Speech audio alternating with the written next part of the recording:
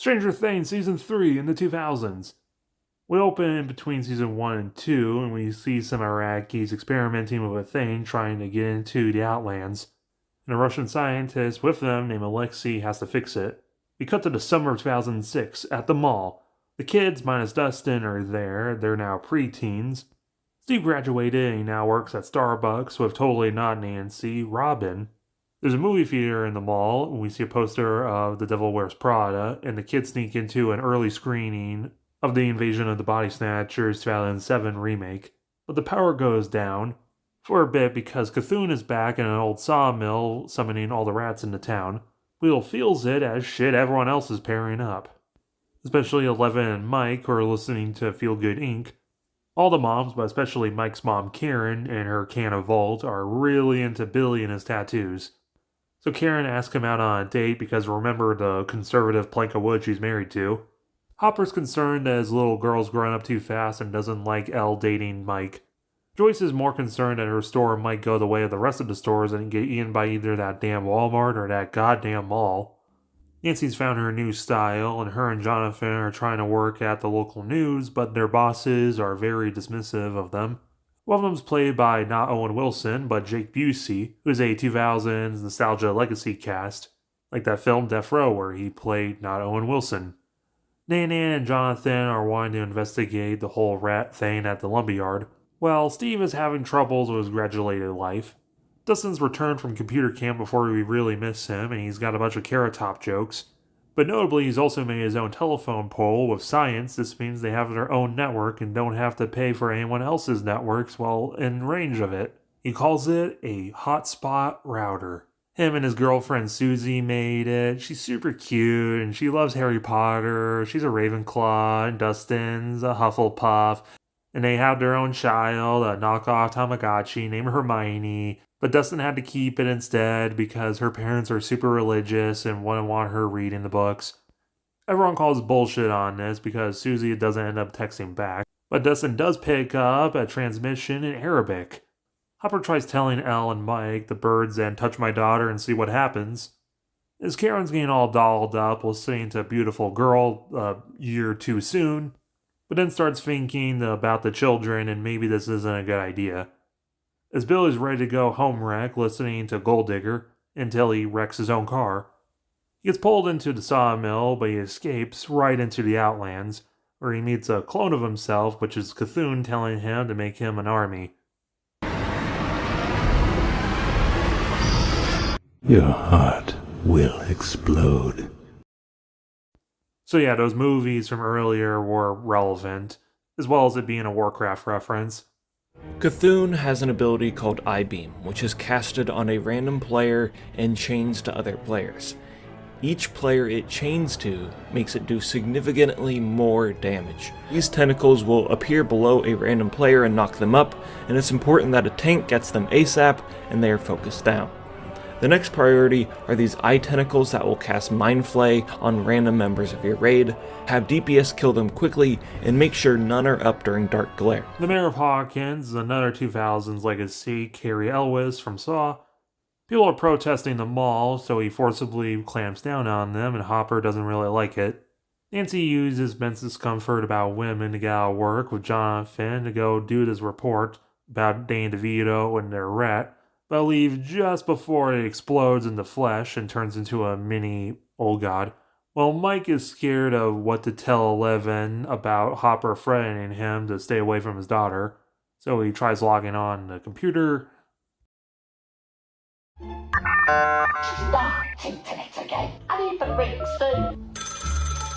Get off the phone!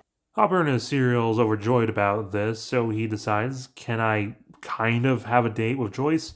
But she's more interested in the magnets being broken. Girls decide to bond, and Mike feels like a dumbass for not being able to talk to Eleven, so they ditch Will, who just wants to play World of Warcraft. At the mall, we get a girls being girls montage to Complicated by Avril Lavigne, even recreating some of the mall scenes from the music video. It's super cute seeing Eleven growing and becoming her own person.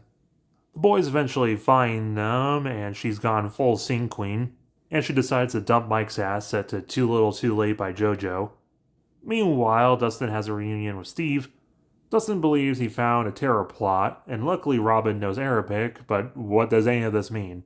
But Steve recognizes the music from the penny horse in the background, so the call is coming from the mall.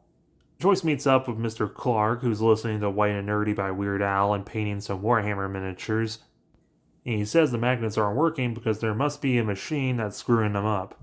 And she was doing all of this during that date she was supposed to have with Hopper, as Billy's also kidnapping people for the old god, as the girls are doing girl shit, like singing Take Me Away by Avril Lavigne, reading DC Comics and talking about how hot Jon Stewart and Drake Bell is.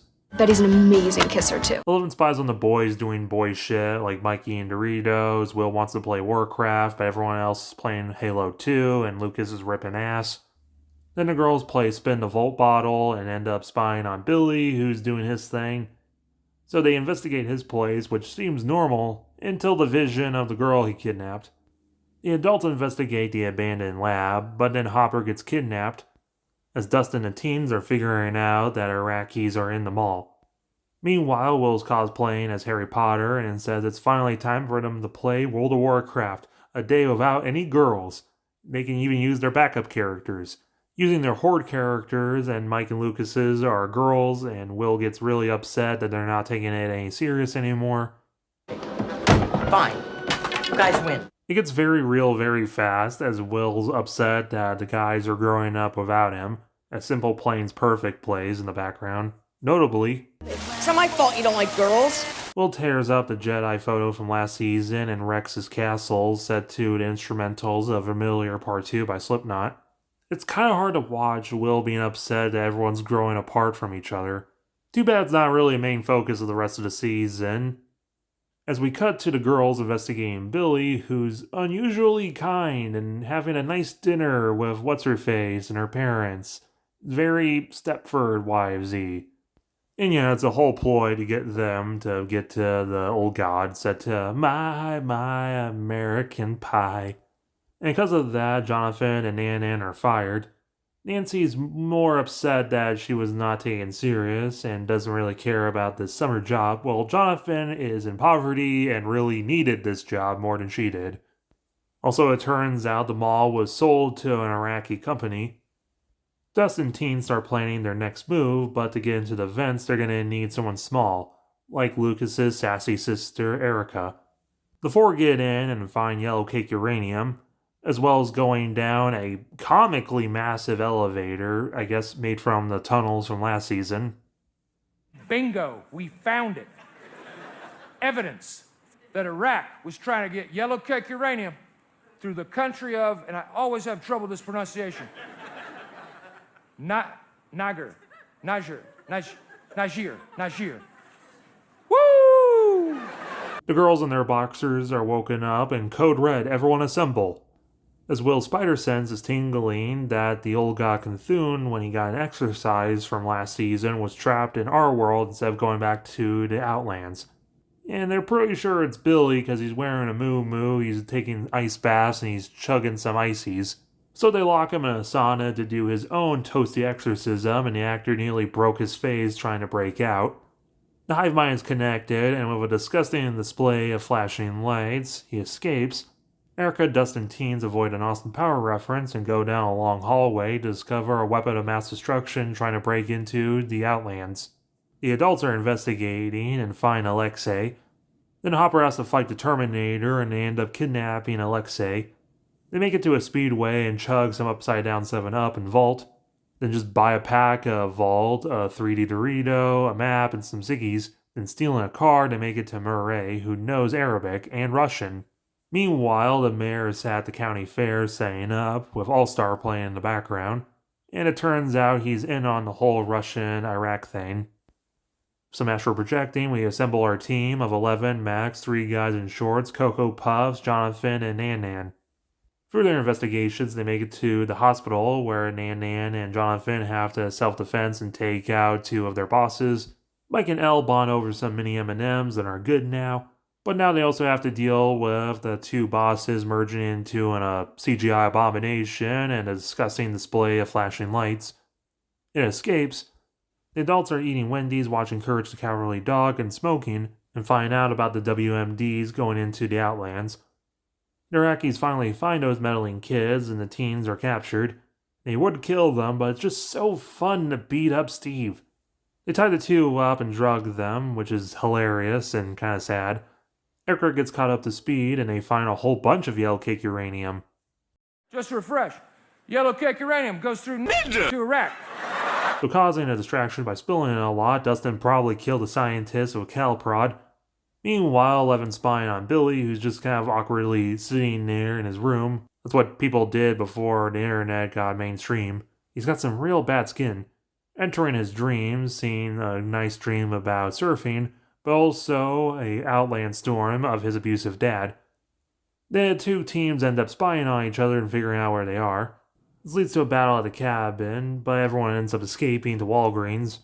Dustin got out of there with the teens, but they're still drugged, so he decides to plant them like kids during a screening of Click, which they find hilarious. As Dustin and Erica finally manage to call the others, up until Dustin finally runs out of minutes on his phone.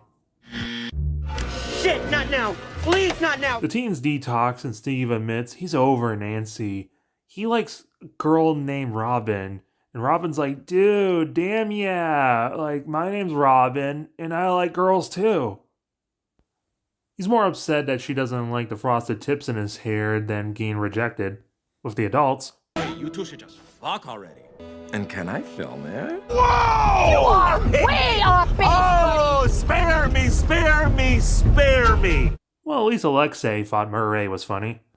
They make it to the fair as All-Star starts playing again, and Alexei has the time of his life, winning a big Courage the Cowardly Dog plushie for what remains of his life. So Hopper fights some Iraqis in the funhouse, and eventually everyone starts meeting back up. Eleven's not having a great time, but we have a climax to get to. The adults steal some uniforms and make it into the underground base. Murray insists on having a towel turban. Eleven's powers are starting to fade at the worst possible time because Cthulhu finds them. So Robin and Steve go back to save them as Dustin and Erica goes back to the hotspot. Murray starts pulling wires, the teens are playing GTA and wrecking each other's cars. Dustin hooks everyone up to his router, and the adults need a code. Luckily, in a super fundamentalist Mormon house, there's Susie, who is real and definitely wasn't reading Harry Potter and playing with a stick and hiding it under her bed so her parents don't find out. She's a master hacker, but she'll only give the code if Dustin gives her something. So the two sing a duet of I'm a Believer by Smash Mouth, and everyone hears them. Some people don't like this scene because they're no fun, because this is incredibly cute and something that's really needed to break up the tension of the finale. Because Billy eventually finds Eleven and goes to feed her to Cthulhu, but the others feed Cthulhu fireworks with CGI that's way too good for a show. Hopper and Joyce go to cut down the WMD, but the Terminator's there, so Hopper has to toss him in the machine. Eleven's able to unclog Billy's memories and he starts having good thoughts, so he decides to be a hero and sacrifices himself. Joyce has to turn the two keys at the same time, and Hopper looks at her kind of like Indy's dad in Last Crusade. So the WMD is shut down, Hopper's missing, the portal's sealed, Cthulhu's dead, Billy's dead. The US government at Owens arrives to shut this shit down. And 3 months later, there's a big special to tell them what actually happened was all the missing people are caused by a chemical leak, caused by satanic green energy loving terrorist. The mayor's going to jail, Steve and Robin are now getting gigs at GameStop, which is ran by that one guy from last season at the arcade that kind of looks like Mike in 20 years. Joyce is grabbing her two sons and a depowered 11 and getting the fuck out of this town. Everyone promises they'll still talk on MySpace and this new thing called Facebook. Eleven finds a really sad letter from Hopper as Heroes starts playing again from first season. Meanwhile, the Iraqis have Anaga and totally don't have Hopper.